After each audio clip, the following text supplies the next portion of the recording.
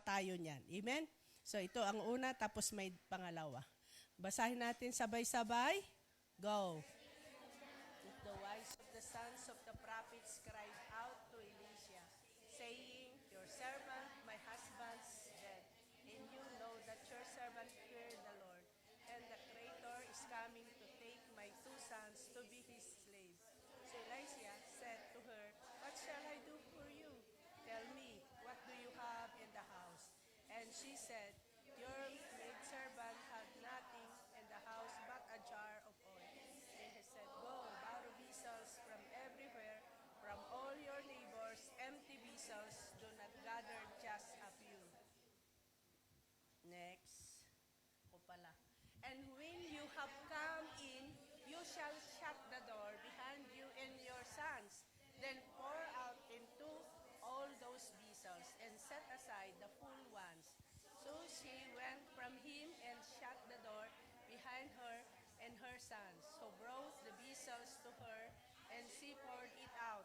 Now it came to pass, when the vessels were full, that she said to her son, Bring me another vessels. And he said to her, There is another vessel. So the oil ceased. Then she came and told the man of God, and he said, Sell the oil and pay your debt, and you and your sons live and rest. Amen. Hallelujah. So tayo manalangin.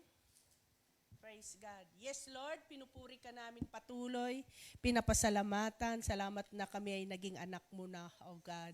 Kami ay talagang pinili mo, piling-pili kami, oh Diyos, sa lahat ng maraming mga nilikha mong tao dito sa lupa. Kaya napakasarap na papurihan ka.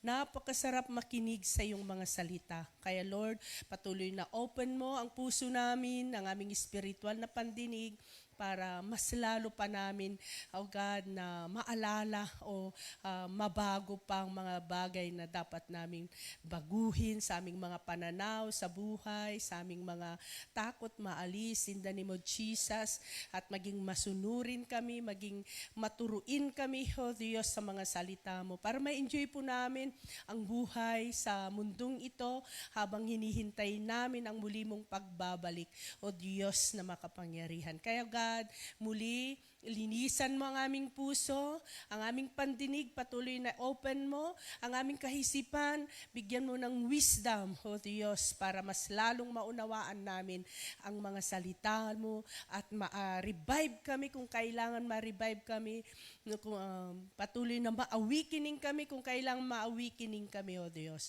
at patuloy na magiging matatag kami, matibay sa aming buhay spiritual, ang buhay namin habang kami nandito sa lupa. Lord God, kasangkapanin mo lamang ako as your servant. Ayon sa nais mong ipahiwatig sa bawat isa sa amin. Wala kang lalampasan, O Diyos, maranasan ka namin sa oras na ito at patuloy na matuto kami sa mga salita mo at may pamuhay namin ito. Kaya Lord God, malaya kang kumilos sa aming kalagitnaan. Banal na Espiritu, mag-intervene ka. Patuloy na i-convict mo kami, O Diyos, ayon sa iyong mga salita. Purihin ang iyong dakilang pangalan, O Diyos. Purihin ka sa buhay ng bawat isa sa amin. In Jesus' name. Amen. Amen. Praise God. Pwede na po kayong makaupo. Amen. Praise God.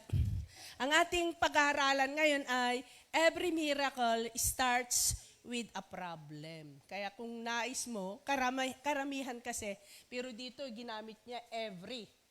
So, walang miracle sa buhay kung walang problema. Parang ganun, no? According sa ating binasa. Amen? Kaya napakaganda palang may problema. Sino sa inyo ang may problema ngayon? Amen. Wow. Ang lakas. Amen?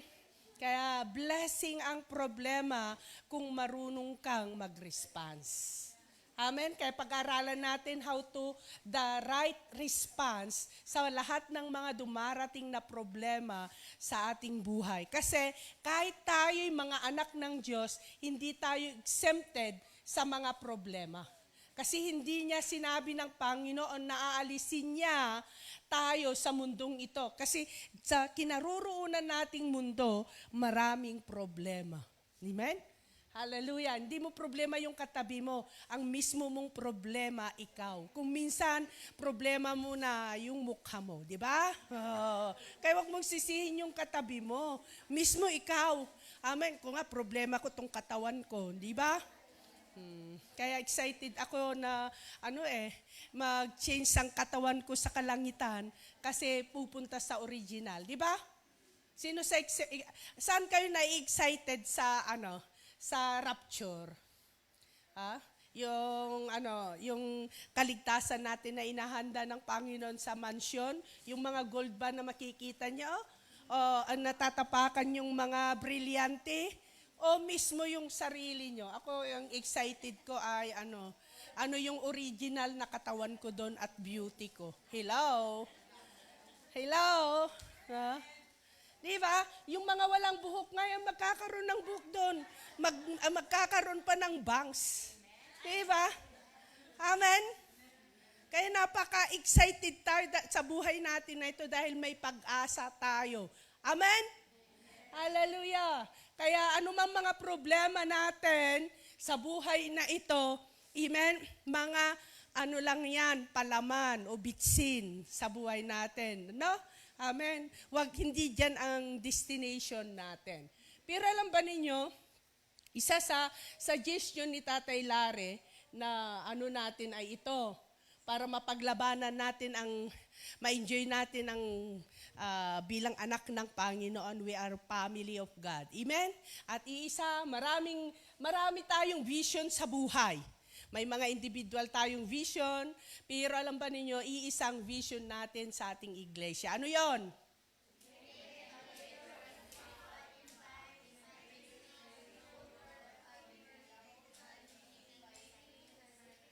Amen. Napakaganda. I-appreciate ko kayo na memoryado na natin. Amen? Pero tandaan natin na tayo ay dapat na spiritual impact tayo. Amen? Ibig sabihin, ang kaluwalhatian, ang kaningningan ni Kristo sa atin nakikita. Amen? Sa pananalita, sa ating mga aksyon, sa ating mga pagdidesisyon sa buhay. Amen? Praise God. Di tayo perfect, pero pwede natin isikapin. Di po ba? Nagkamali tayo, pero may 1 John 1:9, and then tuloy pa rin tayo. Pinipili natin na to make a major spiritual impact tayo. Huwag na ninyong dagdagan ng O. Hello, ayusin na natin to make a major spiritual impact tayo. Amen? Ang purpose natin para magawa natin yan ay unahin natin na mahalin ng Diyos. Amen? Ang sikreto dyan ay unahin nating mahalin ng Diyos para magawa natin yung goal ng ating iglesia na tayo na nananampalataya na hindi lang tayo taga-upo kundi may ipinapagawa ang Panginoon sa atin. Hello? Anong pinapagawa ng Diyos sa atin? You must be a disciple. Kaya una, step mo, magpadisipulo ka para mayroon kang maipasa sa iba. Amen? Huwag kang mag-stagnant na, attenders na lang ako. Ina-appreciate ko yung mga bagong nag-EGR last, Holy Week, no? Amen. At sila ay nag-baptize. Hindi na dito yung sport feast lang. May nag-baptize last Saturday. Saturday yun, Tapos nung Friday, Miyerkules, mayroon ding humabol na nag-baptize. Amen? Kaya yung mga hindi pa, dumaan pa tayo. Kasi ang natin, dadaan muna tayo sa proseso bago tayo mag-baptize. Amen? So dito, ito yung ating mission of the year o tema natin. Pero iwan ko kung papalitan pa ito, pero ginagamit na ng mission team. Itong experience God, embrace believers, empower disciples, engage world. So ano yung gagawin natin para ma-experience natin ang Diyos? Ay wag lang tayo na umaattend palagi sa mga daily devotion, corporate na inililid ni Pastor June, kundi napakagandang magkaroon tayo ng personal devotion sa Diyos. Kung minsan nawawala tayo sa personal devotion, lalo na sa mga kagaya kong nanay, dahil ay sa dami ng trabaho. pero bigyan pa rin natin yung time natin na lumuluhod sa Diyos. Amen? Kaya kung minsan nakakaroon tayo ng problema na hindi tayo alam kung paano natin i-response ng tama sa mga problema na yan o mga deceive ng kaaway, no? Kasinungalingan ng kaaway para mawala sa ating alignment sa Diyos kasi kulang tayo sa personal devotion. Hello? Sunday service. Amen. Yung mayroon pa tayo yung mga revival, Sabado yan. Kahit simple lang yung service natin na dito natin pinapractice ang mga life group, dito natin kung ang purpose natin bakit life group ang ginagamit natin.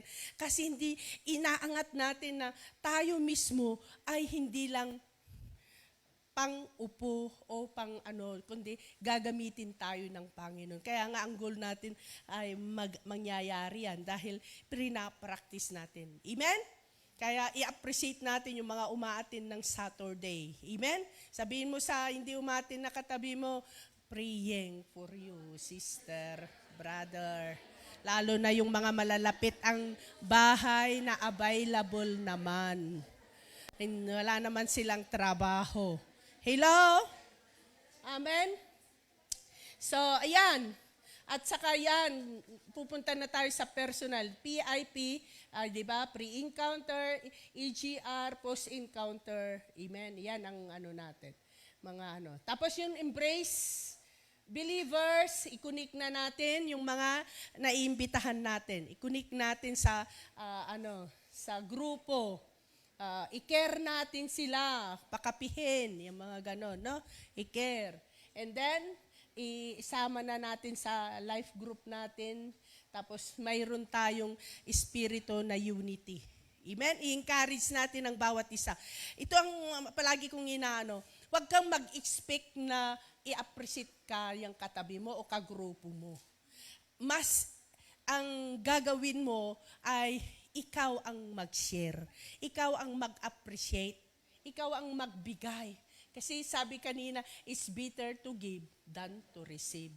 Kaya kahit sa mga appreciation lang, mas gugustuhin nawa natin ang tayo ang nag-a-appreciate kaysa yung tayo ang ina-appreciate. Amen? Hallelujah! Kaya sa Diyos tayo huhugot ng bawat mga sasabihin natin. Kaya dito walang broken na relationship. Kahit kayong magkaka-life group o magkaibigan, mag-asawa, kung itrinatry natin ginagawa itong experience God. Amen? Tapos ma-embrace na natin. Amen? Ang kapwa natin tao. Kaya nga, loving God first and then dadaloyin na yung pag-ibig natin sa tao. Amen? Empower. Sumapunta na tayo sa empower. Maraming mga nagra-graduate ng ESOD, hindi lang dito sa Tituan, kahit sa buong na yung mga iba, ang sinabi na, tapos na ako sa SOL, sa leadership, discipleship of leadership, mga ganon, no? Amen? Tapos pag di mo naman makikita yung init niya sa paglingkod sa Panginoon. Bakit? Kasi hindi nakalimutan na niya yung experiencing God. Nawalan na siya ng gana ng embrace believer. Di ba? Embrace people. Hello? Kaya wag nating kaligtaan yan para maano tayo dito sa empower. Amen? Yung empower, magkaroon ka ulit ng gana kahit ilang beses kang mag-aral na ma-excited ka pa rin. Amen? Ayan na, yung empower, para mas lalo tayong ma-empower, School of Discipleship. May level 1 to level 3. Mentoring, patuloy pa rin tayo magpapamintor, makikinig. Amen? Mas maganda yung ikaw ang nakikinig kaysa ikaw ang palaging nagtuturo na hindi mo naman pinamumuhay. Hello? Tama ko hindi? Diba? Kaya kahit ako, pastora ako, mas gusto kong nakikinig. Amen? Hallelujah. Noon, ganyan din ako Yung gusto ko ako palagi nagsasalita. Pero nakita ko sa sarili ko na wala na akong natututunan. Kaya kung minsan nabuburn out tayo bilang anak ng Diyos kahit ang dami na nating alam. Kasi naisishare mo ng lahat, wala ka naman iniin sa iyong sarili. Amen? Kaya maganda, ako gustong-gusto ko pa rin na per third batch, pakinig pa rin ako sa pag-aaral nila. Amen? Praise God. Hallelujah. Kaya kung ano ka sa mentoring, one-on-one, sa leader mo o sa pastor mo, gustong-gusto mong nakikinig sa kanya, doon mo ma-realize na maturuin ang ating puso. Amen? Hallelujah. Kaya yan. Ano pa? Yung discovering gifts. Ayan, madidiscover na natin kasi maturuin ang puso natin, lalabas na ngayon yung mga gifts and talents. Kaya wag mong sabihin na wala kang talents. May talents, may gifts ka, na ang Diyos ang napapapurihan. Hindi lang sa ikayayaman mo, ang ganda yung inawit natin kanina makamtan mo man lahat ng kayamanan sa mundo. Di ba? May hungkag ka pa rin. Amen? Bakit? Kasi yung mga talents mo para sa sarili mo lang. Amen?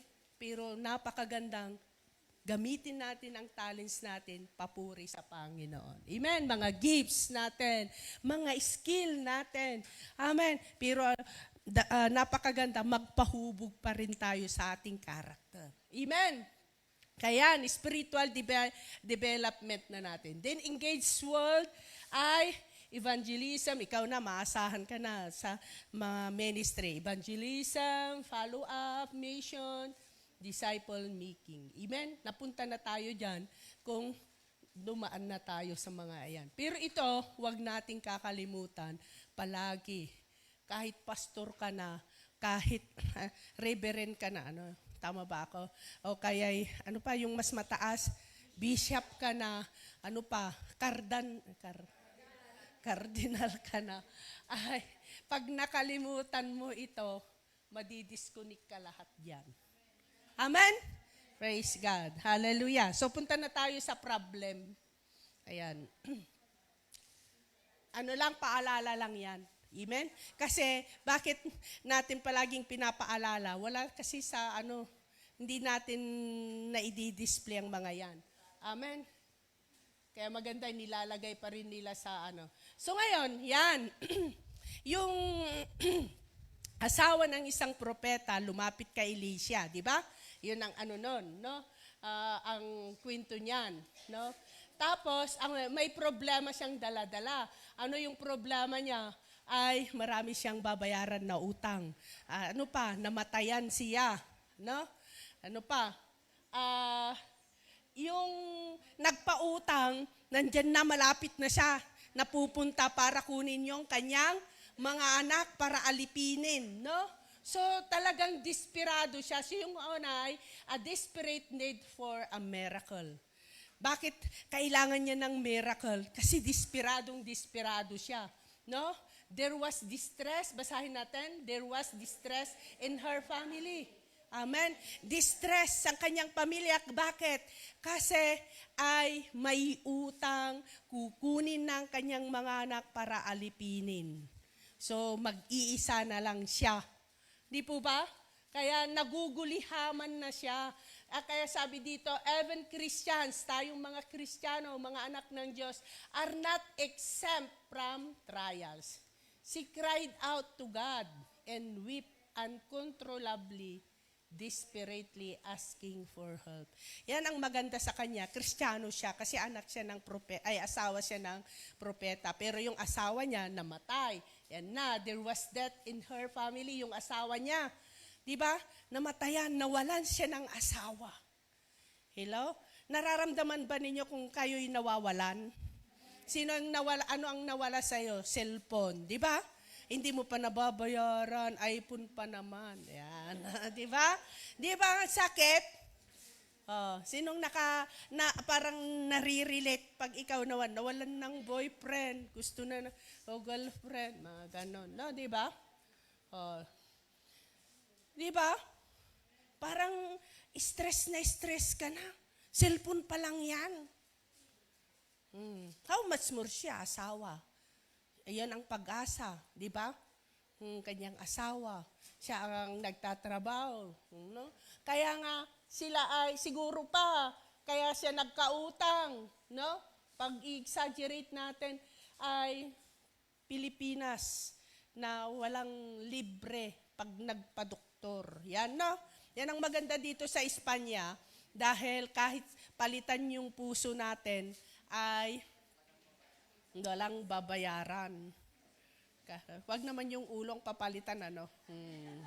Liver, di ba? Papalitan yung liver, libre pa rin dito sa Espanya. Sa Pilipinas ka. Di ba? Kaya magkautang-utang ka talaga kung ikaw ang nagkasakit doon. Kaya mapalad tayo dahil hindi lang tayo anak ng Diyos, kundi nailagay pa tayo dito sa Espanya. Wow! Amen. Kaya sabihin mo sa katabi mo ay, praise the Lord. Hallelujah. So yan. Siguro yung asawa niya ay siya ang provider, protector sa kanila, siya ang leader kasi propeta siya, no? Partner, companion, and her true friend. Friend pa niya, no? Totoong kaibigan niya. Amen? Ang asawa niya maasahan. Tapos ngayon namatay. Kaya malungkot na malungkot siya. Gulong-gulo ang kanyang isip. Na-imagine nyo? Nadadama ba ninyo ngayon yung kanyang kalagayan? Kaya desperate siya, di ba? At hindi lang yan, may utang pang naiwanan. Amen? Kaya nga sabi ko siguro maraming mga bills na hindi nabayaran dahil nga nagkasakit, mga ganon, no? Amen. Praise God. Pero alam ba ninyo, ay sa ganitong kalagayan pwede pa rin magtrabaho ang Panginoon kung siya ang ating uunahin. Amen? Kaya napakaganda in times na mayroon tayong mga problema sa buhay, unahin natin ang lumuhod sa Panginoon. Then, pag lumuhod tayo sa Panginoon, siya ang una nating tatawagan. Alam ko, i-guide tayo ng Panginoon kung sino yung una mong lalapitan. Hindi naman siguro sasabihin ng Lord kung kailangan mo financial, Bombay. Baka mamaya, ang picture na nakikita mo habang ka nananalangin, Bombay. Hindi naman. Di ba? Hello? Hindi niya sasabihin na may ganun daw Tapos sasabihin ganyan, Pastora, may alam ka bang nagpapautang? Tatawag ngayon. Hindi ganun ang solusyon. Ikaw ang sumusolusyon nun. Pwedeng sabihin ng Panginoon, wag mo munang bibilihin yan, anak. Di ba? Tuturuan ka kung paano ka magkaroon ng karunungan para kung paano i-manage ang lahat. O kaya, sasabihin ng Lord, lumapit ka kay Pastora Linda, tapos lumapit ka, ikaw naman nagsabi, Pastora, may alam ka bang pag-uutangan? Hindi ganon. Kasi wala akong alam. Amen? Kasi pag ako ang may problema na ganon, hindi ko iniisip kung saan ako uutang. Kasi alam ko, God supply all our needs according to His riches. Amen? Ang grace ng Panginoon, ito yung acrostic pala ng grace sa OBA. God, riches, at Christ, expense. Kasi ang kayamanan ng Diyos hindi nauubos. Siya ang nagmamay-ari ng lahat-lahat dahil siya ang lumalang ng lahat-lahat. Amen? Kagaya ni Hana, yan ang example ni Tatay Larry. Si Hana, di ba, barren? Talagang walang-wala, hindi siya pwedeng magkanak. Pero may ginawa siya. Anong ginawa niya? Umiyak siya sa Panginoon. Kahit may iba yung pagtingin nila sa kanya. Di ba? Sabi nga niyang kanyang asawa, kinontra siya, mas mahalaga pa ba yung anak kaysa akin? Ganon. Sabi naman ng kanyang pastor, di ba? Si Eli, anong sabi niya? Lasing ka ata. Di ba? Hinusgahan siya, pero patuloy siya na sa Lord siya nakatuon. Amen? Kaya, kung tayo desperado, napakaganda sa Diyos tayo lumapit. Amen? Hallelujah. At doon makikita natin yung himala kay Hana. Amen? Yung isang hiniling niya na anak, nadagdagan pa. Kasi bakit? Ang sikreto nun, yung pinangako niya, tinupad niya. Dinagdagan pa niya. Hindi lang niya inoffer si Samuel kundi nagdagdag pa siya ng mga inoffer niya sa Panginoon. At naging tapat siya sa Panginoon. Di po ba? Amen. Kaya may, mamaya, iaano natin. Kaya nadagdagan pa, hindi lang si Samuel ang naging anak niya, nagkaroon pa siya ng 5. Ganun ang Diyos. Generosity ang Diyos. Huwag nating kwintahan ng Lord. Kaya sabi ni Brother Carlos kanina, kung ano na yung nakuha mo, yun ang ibigay mo. Amen? Kasi yun ang inano ng Panginoon sa'yo. Hindi ako ganun din. Ang ano ko ay, nasa bahay pa lang ako, prepare ko na. Kasi kung minsan, iganon mo, ibirdi pala, ayaw mo yun. Di ba? Hello? Kaya pray mo. Before God performs a miracle, there is often a problem that seems impossible to solve. Kaya nga miracle yung hindi mo na kaya, hindi na maabot ng iyong kakayanan. Amen? Kaya wag mong solusyonan. Kasi kung sinusolusyonan natin, sinong nakaranas na sa atin, kaya nagkabuhol-buhol yung buhay natin, kasi may mga opsyon ka. Sino sa atin na anak na tayo ng Panginoon, natambakan tayo ng utang? Maging amin kayo. Kasi kung hindi mo aaminin, yung kahinaan mo at kamalian mo, hindi makapag-move ang Diyos. Unang-una, basag tayo. Lord, patawarin mo ako, bakit napunta ako sa ganitong sitwasyon ko? Yun ang una, iluhod mo sa Panginoon. Pero kung kaya ko ito, Lord, may utang ako, pero kaya ko kasi may nag-o-offer na naman para pambayad ko dito. No, hindi ganun ang buhay, mga kapatid. Alam natin ng ating Ama ay makapangyarihan. Kaya ayaw niya tayo naghihirap. Ano yung plano ng Diyos? To prosper us, not to harm us. But give hope in the future. Anong future mo? Bukas. Future mo na yan. Susunod na araw, future. Kaya nga, bawat gising, it's a blessing. Bakit? Hindi mo natatanggap yung blessings kasi ikaw ang sumusolusyon. Hindi ang Lord. Ang sekreto lang ang Lord. Amen? Hallelujah. Walang tao na hindi dumadaan ng problem. Kaso lang, depende yung response natin. Hello? Yung response natin, paano tayo nagre-response? Character yun. Wisdom yun. Hello? Amen. The problem is not the end of the story of your life. It is the stage on which God reveals His power, His compassion, in His glory. Amen? So yung problema mo na yan, amen, alalahanin mo sa pagsusolusyon mo, pagharap mo, kasi wag mong takasan. Mas lalong hahabulin ka niyan kasi tumatakas ka. Harapin sa tamang pagharap. Paano tayo, para hindi tayo mapaglaruan ng kaaway? Magpakumbaba tayo. Amen? Sa Panginoon. Dalhin natin sa tuhod. Amen?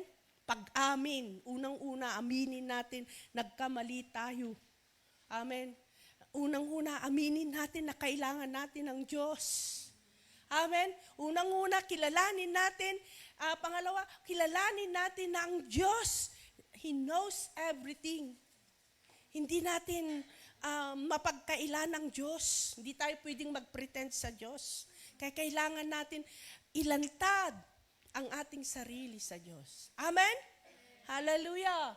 Kaya yan, para siyang may glorify, para ibigay niya yung power niya sa atin. Kasi hindi lang makapangyarihan ang Diyos, kundi pwede rin niyang i-share sa iyo ang kanyang kapangyarihan. Ganon niya tayo kamahal ang Diyos. Amen? Ano sabi niya? Ano sabi niya sa kanyang salita? Sa Lucas chapter 10 verse 19. Di ba? Ibinibigay ng Diyos, ibinibigyan niya tayo ng authority para tapak-tapakan ang dyablo. Anumang mga kalinlangan ng dyablo, hindi tayo pwedeng paglaruan ng dyablo habang tayo nabubuhay dito sa lupa. Amen? Don't despise your difficulty because today's problem may become tomorrow's testimony. Amen? Kaya yung test, magiging testimony. Ang solusyon diyan, ang sikreto diyan, pagpunta sa Panginoon. Amen? Paging tapat natin sa Panginoon. Where people see impossibility, God sees an opportunity to demonstrate His greatness. Nais ng Panginoon na iparanas sa atin ang kadakilaan niya. Tingnan niyo si Job. Nung binabasa ko si Job, tumutulo ang luha ko. Can you imagine? Dati siyang dumadaan pa lang si Job, may arrival siya dati dahil siya ay mayaman, kilala, mabait, matulungin si Job. Yun pala ang pagkatao ni Job. Amen? Kaya ini-invite siya sa mga bulwagan para magsalita, pinapakinggan siya ng marami. Pero nung dumaan siya sa problem, dahil pinaglaruan siya ng kaaway, dahil ang Diyos pinagmalaki siya dahil siya ay tapat sa Kanya. You imagine, ay hinayaan ng Diyos na paglaruan ng kaaway. Kung minsan ganun tayo dati ka napaka-faithful mo sa Panginoon, then mamaya ay bigla na lang ang mga problema natin na dumarating. Bakit? Pinagmamalaki ka kasi ng Diyos. Kaso lang, nung dumating ng deceiver na si Satan sa buhay natin, dapat alam natin kung paano mag-response. Na wag mong iwaglit na your identity is children of God. Anumang mga problema na dumarating sa atin, amen, anak ka pa rin ng Diyos. Amen. Hallelujah. Yan ang i-remain natin sa ating isipan, sa ating puso. I am a child of God. Amen. Hallelujah. Kaya wag nating sisihin na, Lord, iniwan mo na. No. Nandyan ang Diyos. At pwede niya tayong bigyan ng kapangyarihan para hindi tayo mapaglaruan ng kaaway. Amen. Hallelujah. Kaya can you imagine ang nangyari kay Job? Ay bigla na lang. Kaya pag ini-imagine ko ang nangyari kay Job, hindi nagtagal Kaso lang, siyempre, kahit isa-isang maghapon na may sakit ka kasi dinuduraan pa siya, iniwan siya ng lahat. Amen? Can you imagine kung basahin niyo ang Job, yung bahay pala niya may tumira. Kasi hindi siya makapunta sa yung sakit niya. Ay, di ba, nakakadiri yung naging sakit niya. Tapos, nanghina yung kanyang katawan, kaya doon na lang siya sa abo na kahiga. Kumuha na lang siya yung yung banga na pinapangkuskus sa kati ng kanyang mga skin. Can you imagine? Kaya yung mga kabataan pumupunta sa kanya, dinuduraan siya. Walang gustong lumapit sa kanya. Hello? Pamilya niya, iniwan siya. Lumayo sila. Ang lumapit yung 3 niyang kaibigan. Pero yung 3 kaibigan niya, hinusgahan naman siya na may kasalanan.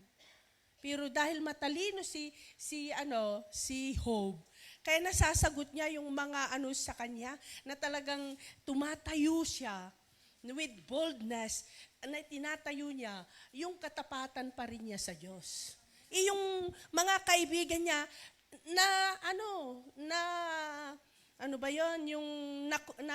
naiirita sila sa mga sinasabi niya.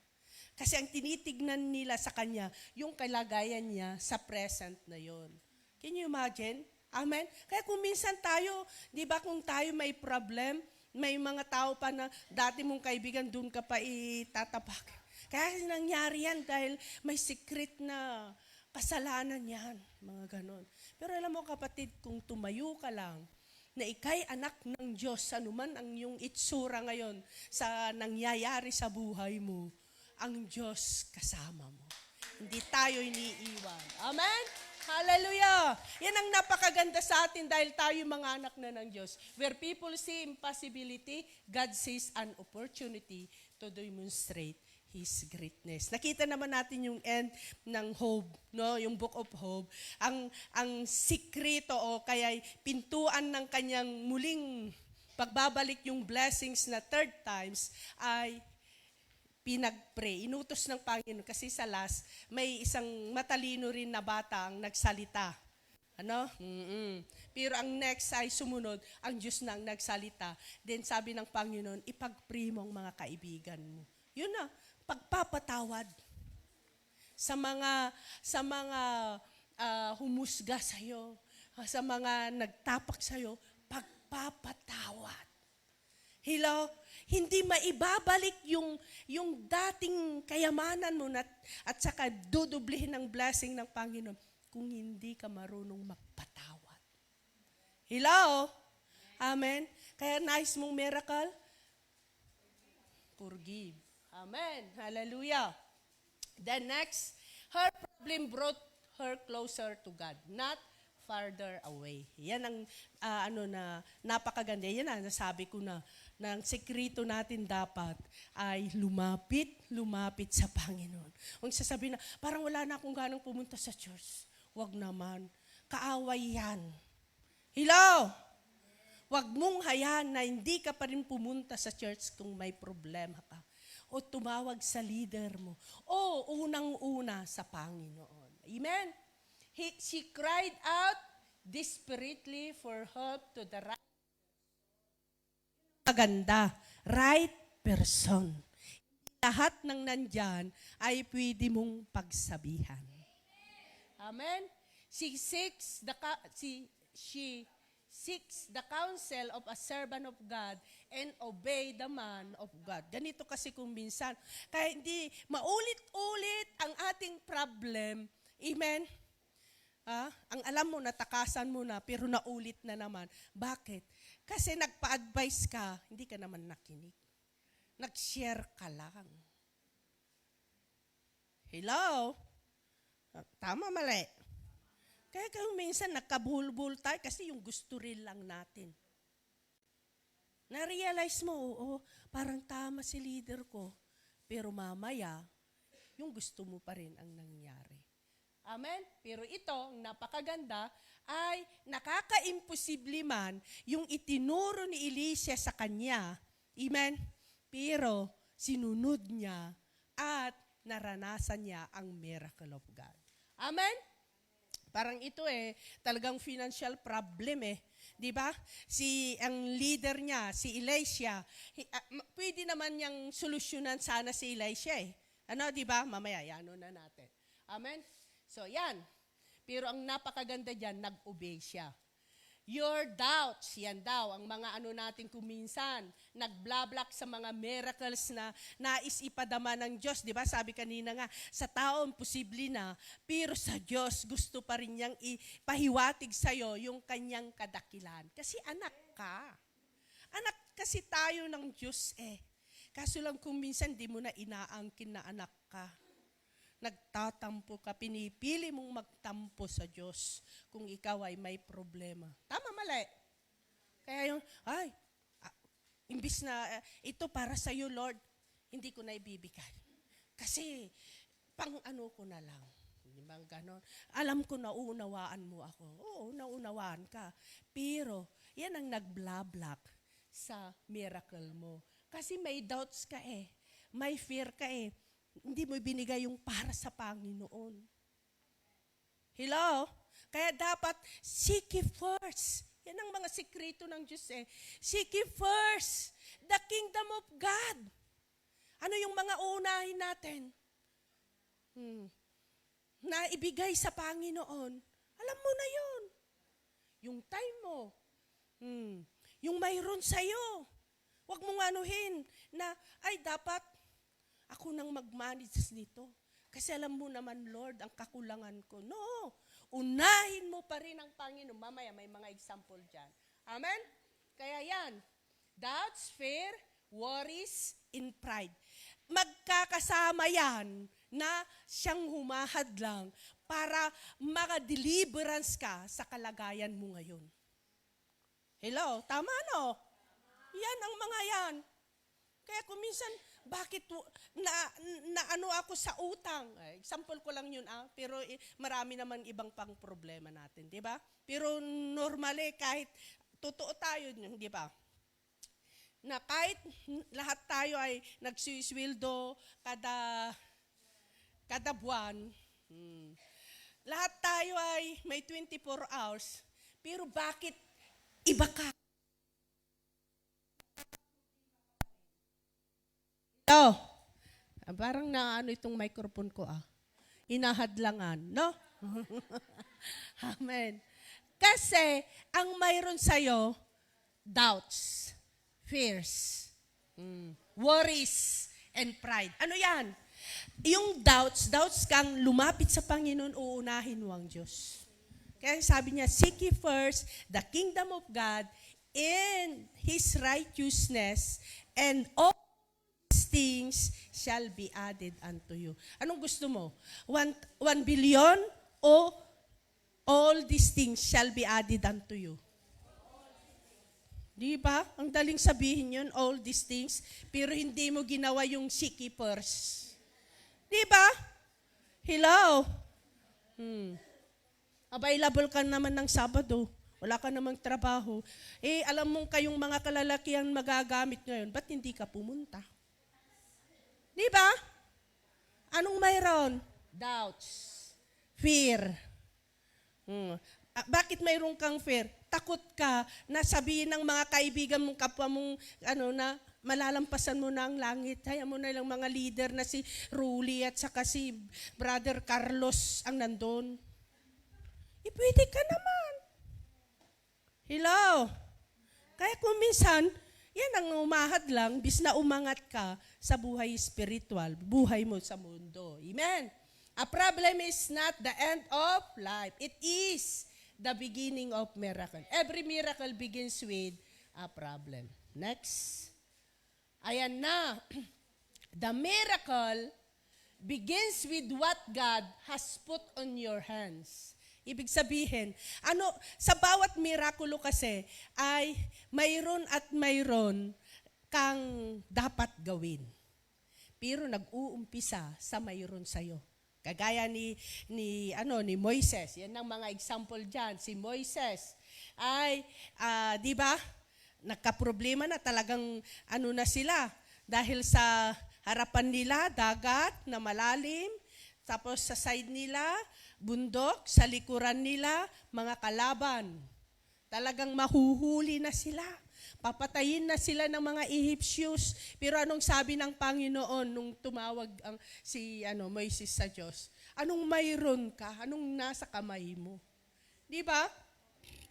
Amen? So yung tungkod niya, yun lang. Amen? Yung doon sa si Jesus, para naranasan yung miracles na 5,000 people na mapapakain. Di ba sabi ng mga disipulo niya, ay pauwiin mo na lang sila. Wala tayong may papakain. Pero anong sabi ng Panginoon? Pakainin natin sila kasi nanghihina na sila. Baka hindi na sila makauwi. Di ba? Nasa ilang sila. Pero may bata. Na may dala siyang baon. No, di ba? Inaawit natin yan. No? 2 isda at 5 tinapay. Ayan. Di ba? Hindi naging madamot ang bata. Ay, ito baon ko. Hindi Ibinigay niya. Ganon. Kaya kung ibigay mo, amen? Kung ano yung mayroon sa'yo, mararanasan mo ang miracle. Amen? Hallelujah. Yung widow woman, di ba? Yung sabi ng Panginoon kay Elijah, pumunta ka, daming mga balo sa lugar na yon, pero bakit doon pa sa balo na yon na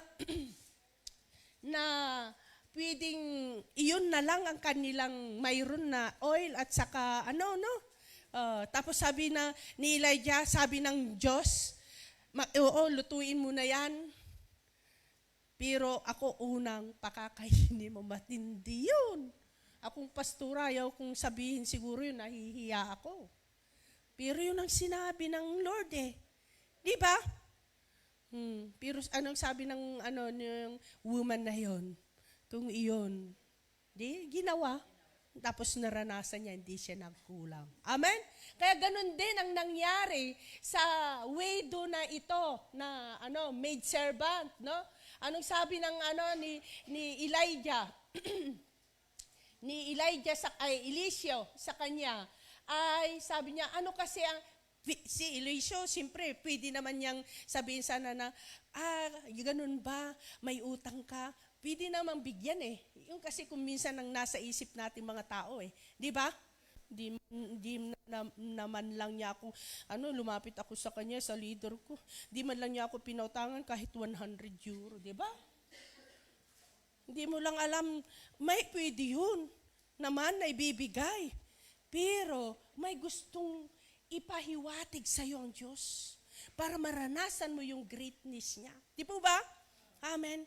Ang gawin mo lang, lakasan mo lang yung pananampalataya mo. Ano pa? Magpakumbaba ka sa Diyos. Di ba? Hallelujah. Praise God.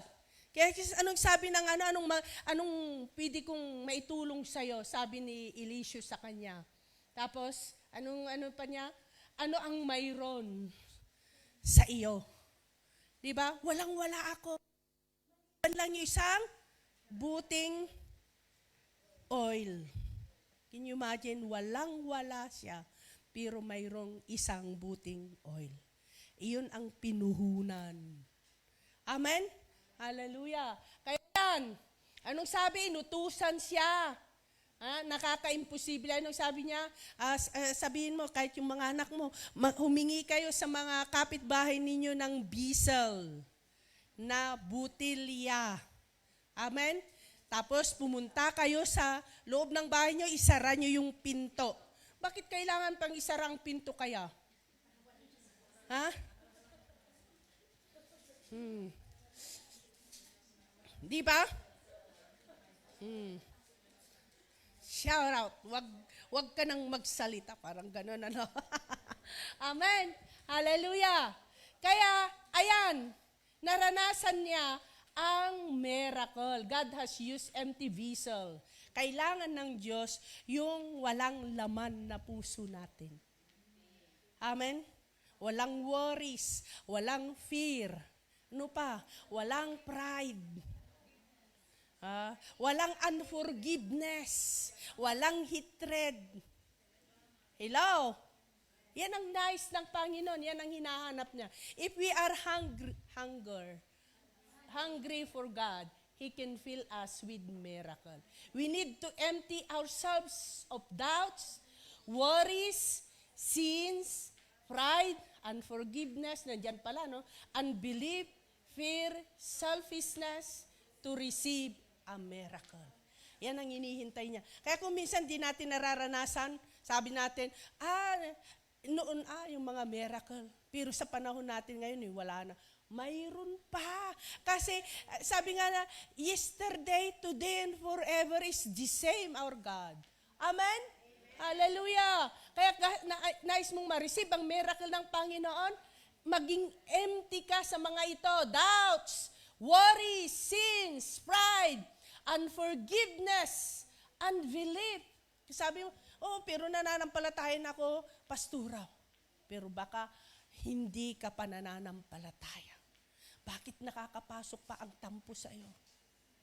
Bakit nakakapasok pa yung pride sa iyo? Hello? Kung tayo baka information lang yung ating pagkakilala sa Panginoon. Wala sa puso. Amen? Hallelujah. Kaya all symbolize the Holy Spirit, presence of God, power, and provision of God. Walang, sabi ko nga, lahat ng pangangailangan natin, He supply sa hindi nauubos na kayamanan ng Diyos. Amen? Once, pastora, pero may condition kasi pag once.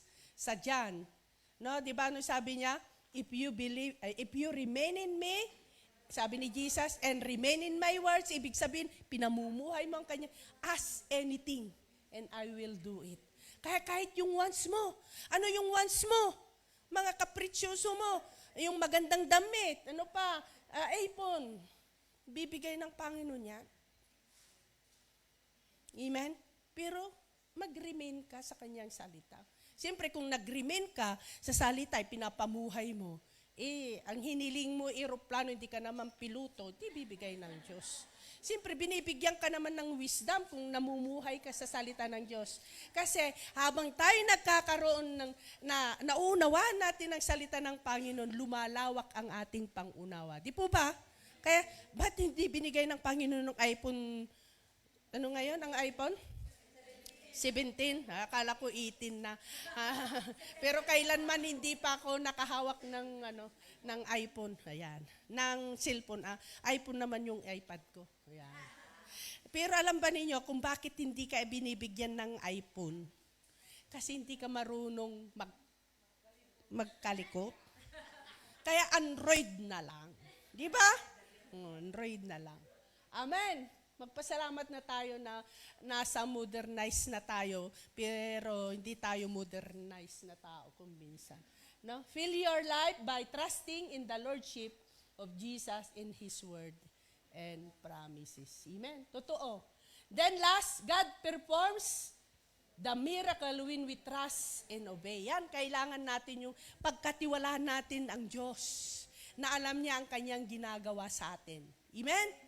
Hallelujah. At sa kaube, she gathered many vessels. So nakaka-imposible yun. Nakakahiya yung pupunta ka sa mga kapitbahay mo para humingi. Oh.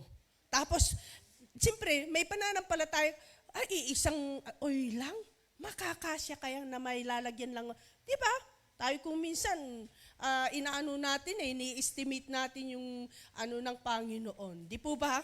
Kaya kung minsan sabi mo, ay, leader, nakaka-imposible naman yung sinasabi mo. Tama, mali? Kaya, kung minsan, hindi tayo nabago-bago, hindi tayo nagli-level up, kasi ini-estimate natin ang kakayanan ng Diyos. Amen? Pero ang dyan ay, sabi niya, she gathered many vessels, poured oil into the of provision occurred by sealing the oil, she paid her debt and lived with her children. Alam ba ninyo, nung napuno na, hindi lahat ay in-step na sinabi yung instruction ni Elisha Ang una, yung humiram sila, tapos bumasok sa bahay. Siyempre, tapos sinara, di ba? Nabuo silang pamilya, di ba? Tapos nung napuno na, hanggang naubos na yung mga empty bottle, napuno na. Hindi nila namalayan, di ba? Ganun kadakilang Diyos. Lumabas ulit siya at pinuntahan ulit. Kaya may pangalawang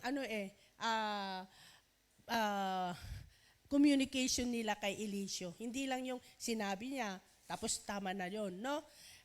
Pero alam ba ninyo, napakaganda yung pangalawang advice ni Elisha. Nung sabi niya, di ba, common sense na rin kung minsan yun na, siyempre, mayroon na, ibibinta ko na.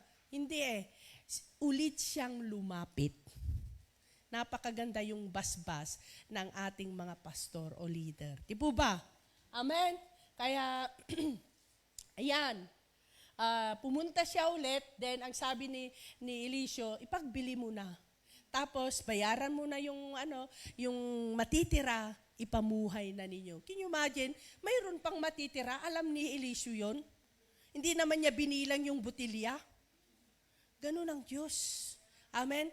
Ganun tayo ginagamit ng Diyos kung tayo'y nagpapasakop sa kalooban niya. Amen? God's promises, follow obedience. Yan. Mga pangako ng Panginoon, ang kailangan dyan, obey. Amen? Obey. Yan ang kulang nating mga Kristiyano Information tayo palagi, pero hindi pinamumuhay. Yung gusto pa rin natin. Kaya napakaganda, sabi nga niya sa Galatians 2, verse 20, we must be, crucified with Christ. Amen? Kung may buhay pa tayo, mamuhay tayo na kasama si Kristo. Amen. Na may pananampalataya dahil siya ang tunay na nagmahal sa atin at ibinigay niya ang kanyang buhay para sa atin. Amen?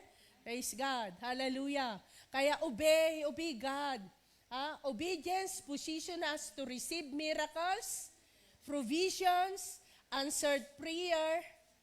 Amen? Saan na tayo? Prayer, answered prayer, victory, healing, restoration, and revival.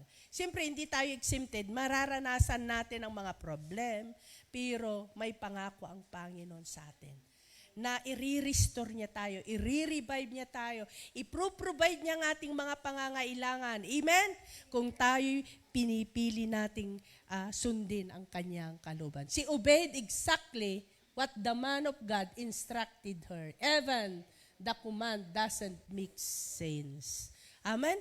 Kung minsan walang kasinsins yung mga advice ng mga leader natin, parang kung gusto mo yung pero kung sinunod mo yon, anointed yun. Amen? Kaya namamangha ka na lang, na-deliverance ako. Nakalaya ako sa ganitong problema ko. Di po ba? Amen? Kaya kung minsan nauulit, ang alam mo, nakalayak na, pero naulit na naman, kahit saan kang pumunta, naulit. Kaso lang, ikinakalat mo na lang. Di ba? Kasi ibang tao na naman. Nakakaalam. Di ba? Ano yon? Character. Di ba? Amen? Pero kung susunod tayo, hindi man, feeling mo man ay mas magaling ka kaysa sa leader mo. Iba kasi ang anak ng Diyos eh. Kaya tayo namang mga leader, hayaan natin na mamuhay tayo sa kabanalan ng Diyos. Yung sabi ko kanina, huwag mong hayaan na umaatin ka lang sa intercessory gabi-gabi. Kailangan mo pa rin ang personal devotion mo, pakikinaig sa Diyos.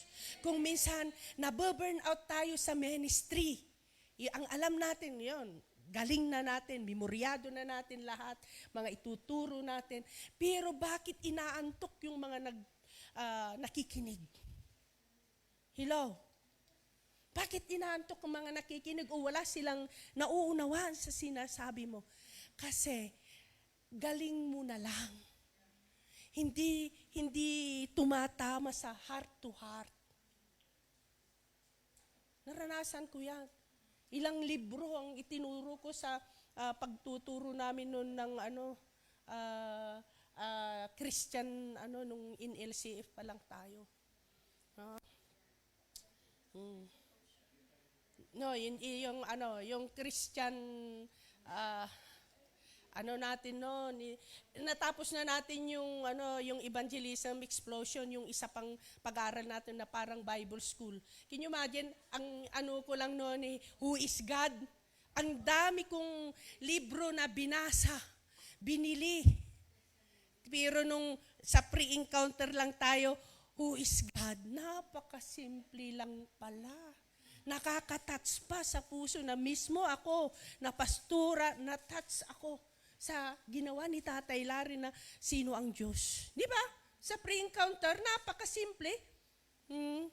Yung natin, ako noon, ang dami kong itinuro, ang dami kong binasa na libro para lang maiano ko, pero nung wala naman silang, pag-exam, wala naman silang nakukuha. Di ba?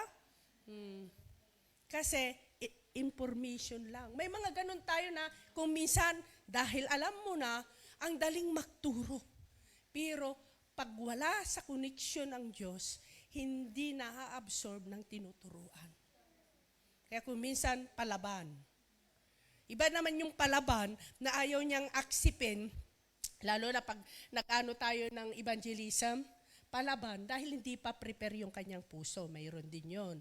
Kaya kailangan mo pang magtiyaga.